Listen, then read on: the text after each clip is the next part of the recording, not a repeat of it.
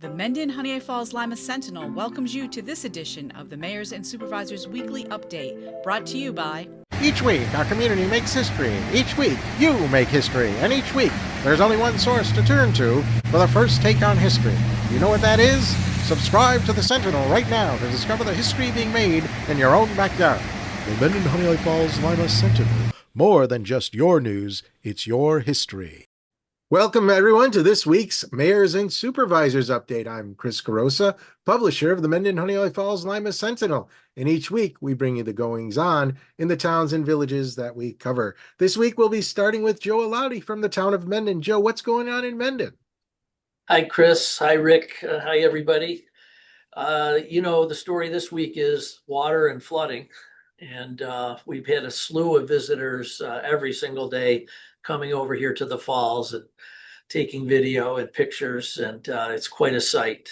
If you haven't seen it yet, it's worth making a trip over here to see it. The unfortunate part, I think, is that some people may be experiencing some problems with all the water in their yards and the overflow of the creek. And as far as I know, there's been no real damage, any serious damage that's been reported to us here at Town Hall. We have had some calls and we have gone out and looked at some properties. The main thing was Plains Road. The water swelled and spread out so wide there that it actually covered Plains Road down at the base of Junction Road there. So our highway department was on that. They got out, put cones out, blocked the road, and the water did clear out. By mid-afternoon yesterday, the level had dropped and the road was passable. So, and it stayed that way so far. So we'll keep our fingers crossed on that. Other news, I met with Drew Sauer from Honeoye Falls the other day. He's from the Mendon Historical Society. And we had some good discussions about the museum that we share with the village. And it was really interesting meeting with him. And I particularly liked, he had his message is that about, history is that history is really more about the present day and the future. And that resonated with me when he said that. And so many people think that history is just old stuff and what happened before, but it really isn't. It really is. It drives what happens today and what we do today, and helps us plan for the future. Hopefully, we all want to be better and learn from that. So it was really a good conversation. I'm going to do a tour of the museum next week, and looking forward to that. I would really like to encourage people to join the historical society that takes care of the museum, and be great thing to stop over there. They're open Sundays from 2 to 4, and I just think it's fantastic what they do over there, and I think it would benefit a lot of people to get involved and pay dues, and the dues are really cheap, and but it's a great way to support the historical society and the museum over there. It's right over behind in Harry Allen Park. Also, I met earlier today with one of our bankers, Andrea O'Sullivan from Canandaigua Bank. She came in just so we could meet. We've talked on the phone numerous times, and she's been very, very helpful to us. And one of the things about keeping money in a local bank is it helps our local businesses and it helps people in our town. So we intend to continue doing that. Speaking of water, things are moving along swimmingly with the transfer to the new payroll company. We've been in touch on a daily basis. They're ensuring a good transition for us, and that's going to be really great for all of our employees. And as I mentioned before, the town is saving an enormous amount of money with this moving from our old payroll company to complete payroll. We're saving, I've mentioned it before, we're saving around $40,000 a year, and it's not small change. So I'm really happy about that, and that transition's going really well. I want to mention that reminder that brush pickup begins April 20th. Our highway department will have posts on our community page and our town page and our Facebook. And but if you forget, you can find that information there. And I'll remind you that the Climate Smart Communities Task Force will meet April 7th. There's a lot of good things happening there. And as you heard from me last week, I had a very interesting meeting with John Waddick from Lima. He was kind enough to share some of his many accomplishments for the village of Lima. And he was able to drastically reduce utility overhead for their village. And I'll be taking a much closer look at Mendon's utilities as well. In particular, I'm signing checks, and that outdoor lighting bill that we have for the town of Mendon is skyrocketed. And I think there's a lot of opportunity to try and do something to mitigate that cost. So I'll be certainly looking at that. And Historic Preservation Commission, they meet April 8th, and the Zoning Board of Appeals will meet April 9th if they have business to tend to. And that's all I have for this week. So keep dry, and see you next time.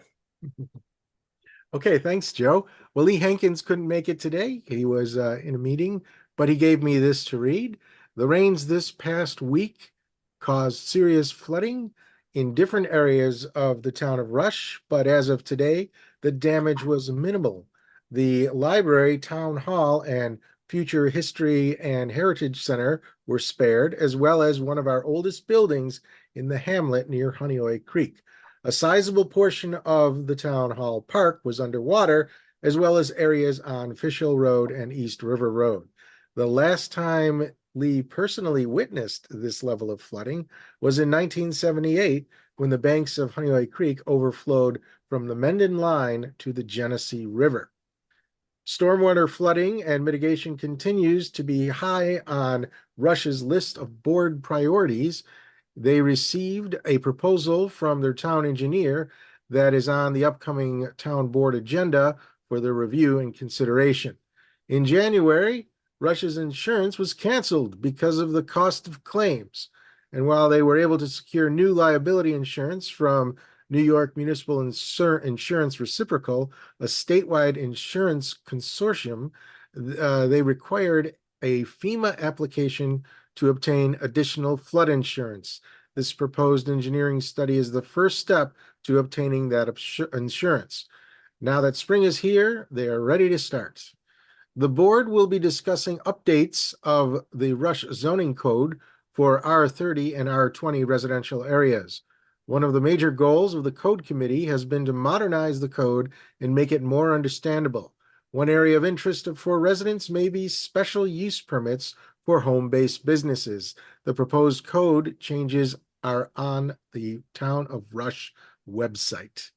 Another agenda item will be a proposal to have a moratorium on large-scale Tier 3 solar installations.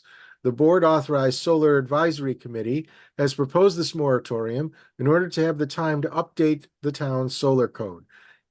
Invenergy's Horseshoe Solar Project has completed their drilling operation under the Genesee River, and Rush continues to monitor that progress. Citizens who are impacted by this project continue to be concerned about the long-term impact of this project on their lives and homes, and the town board will continue to be actively involved in representing their interests. In other news, many of the Rush vacancies are now filled. The new animal control officer is scheduled to start April 9th. Mike Zora has served Rush's community as its animal control officer for the past 15 years. He's retiring and deserves Rush's utmost appreciation and gratitude for his dedication of public service. I am thankful, or Lee is thankful, that Mike has agreed to help in the transition to train the new officer. They continue to search for a backup for the new officer. Fortunately, Rush is in partnership with the town of Henrietta to build a new dog control facility, and together with Wheatland and Brighton, they will have a support team to work with the new officer. Rush has a new bookkeeper assistant, finance assistant, who is scheduled to start on April 15th. Rush's recruitment for administrative support for the town is now complete. Together, she will work with LGSS Rush's municipal accounting firm, the supervisor's secretary, and the town clerk's office to provide quality financial payroll and benefit support for the town. The Rush Highway Department has announced that they are recruiting a new highway employee.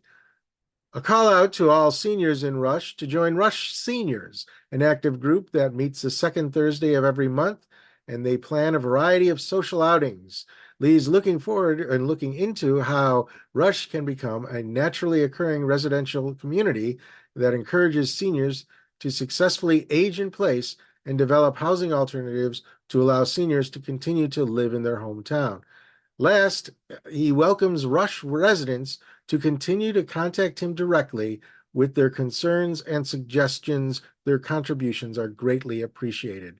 Lee encourages all residents to read the quarterly newsletter or stop into the town hall to find out all about the exciting social and recreational activities and events sponsored by the Rush Library, Recreational Department, Seniors, the Rush Fire Department, Ladies Auxiliary, and the Rush Recreation and Park Association.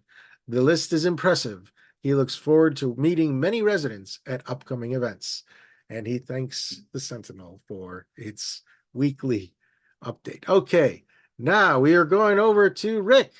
Rick, what's happening in Honeoye Falls?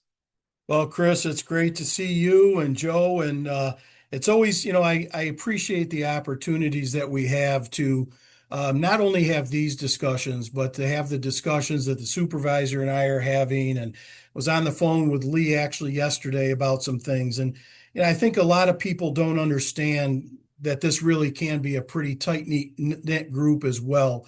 We all need to work with each other and on behalf of each other because we're all intertwined. So it's great to have that relationship, and I appreciate it.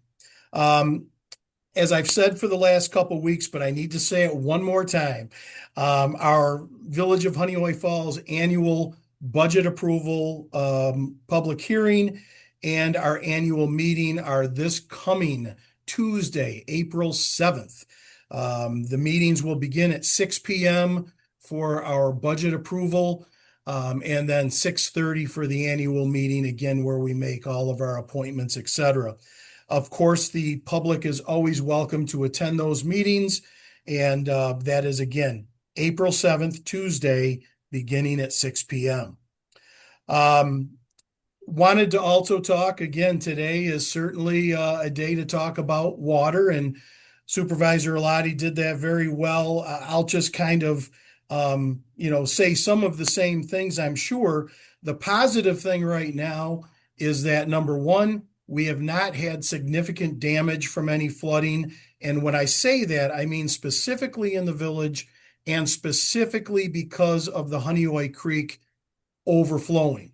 We have not had roads closed. We have not had a lot of properties inundated by water, specifically from the Honeoye Creek. We have seen water levels much higher in previous years, and it's been a while since it's been this high. But we have had instances over the years where we've had to get the fire department and other agencies together to fill sandbags and sandbag properties on Creekside Drive, around the falls and other areas. We didn't have to do that with this. Certainly the water came up fast. Certainly the falls and the whole creek is really flowing quickly. But even since yesterday morning, you can very visibly see it's dropped by probably 2 to 3 feet as far as the banks go near Village Hall. So, we're really in pretty good shape. That is not to minimize any of the people's yards who have just been flooded because they live in lower lying areas. I will tell all of our residents, and I always use my own property as an example. I have had a pump in my backyard pumping 24 hours a day for the last 3 days, and there's still a lot of water back there. I live in a low-lying area. All the properties around me are higher than me. I get flooded. It's part of owning my home, and I have to take care of it. So it is what it is. I'm not minimizing anything, but the good thing is, along with all this, is that to the best of my knowledge and looking at all the messages I get for emergency services, to the best of my knowledge, the Village of Honeoye Falls Fire Department has only responded to one flooded basement throughout this whole process, which I'm shocked at. So little bit getting out of this a little bit unscathed. Again, not minimizing anyone's personal home issues, though. I also want to also touch base. Supervisor Lottie was very good to talk about the museum, and I'm glad he's going to get that tour. He will thoroughly enjoy it. It is an incredible facility, but I also want to thank the town of Mendon, because that's, again, one of those facilities that we both co-support. The town supports us with some of the costs of running that from a standpoint of the electric and the water and the security system, et cetera. And we appreciate that. So it'll be great for the supervisor to see that facility, understand a little bit more about their security system that is getting upgraded again, et cetera. So that will give us some lead to talk to each other about some of these financial needs as well. So, Joe, thank you very much for getting over there. And lastly, I want to talk about or just mention to everybody as a final word. I wish everybody a wonderful Passover and Easter holiday. And if you don't celebrate those holidays, celebrate a wonderful long weekend. We hope everybody has a great weekend. We hope this weather is going to continue to turn and get a little bit better. But again, enjoy the holiday, and we'll see everybody next week. All right. Thanks, Rick. Anything more to add, Joe? I would just say, I meant to mention that if the rain continues and the flooding increases, and you come across roads where the water is rushing over these roads, please do not attempt to drive across them. And in fact, call the highway department. We have dispatchers. We monitor these things, and we can put cones up and block roads and keep them safe. And so I just wanted to mention that. I think that's important if this rain continues. It was a little scary looking at Plains Road yesterday morning. It's watching that water rush over top of the road. So just wanted to mention that. And so happy holidays to everybody too. All Thanks, right. Rick. Appreciate working with you. Thanks, guys. Thanks for being here. Thank you all for watching this show. Remember, this program airs every Sunday at 1 p.m., which means it's Easter when you're watching it. So happy Easter. Hope the Easter Bunny gave you good baskets.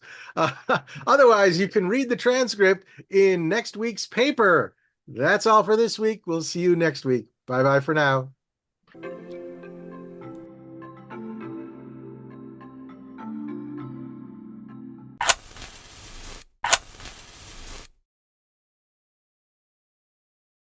Imagine yourself communicating with a difference. Pan-Dimensional Solutions helps you do this. Whether live spectator events, taped broadcasts, or real-time audience-engaging programs, you can benefit immediately from the tools Pan-Dimensional Solutions will share with you. Do you want to make a difference? Contact us at pandimensional.com.